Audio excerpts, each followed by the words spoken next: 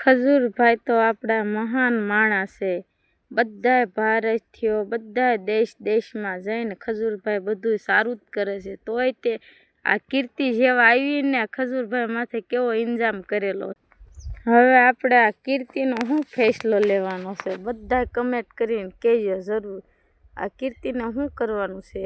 હવે તો લાલભાઈ આવી ગયેલા છે. લાલભાઈ એના હાથમાં આવી ગઈ કીર્તિ, એટલે કીર્તિના બવડો ફાટી ગયેલો છે. તમે ધ્યાન રાખજો. હવે કીર્તિ બહુ ઉસનીસ કરે છે, પણ કીર્તિના છીથરે નીકળી જવાના છે. ખજૂરભાઈ આવેલા હતા સૌરાષ્ટ્રમાં, અત્યારે ફરે છે. ખજૂરભાઈનો રામ વાળ વાંકો નહીં થવા દે ખજૂરભાઈનો. અને કીર્તિબેન પટેલ તો ઉડી જવાના છે ઓલાના બગલાની ઘોણે. કેવું કરતા ભૈયા જાય કીર્તિબેન. Bye bye Kirtiben.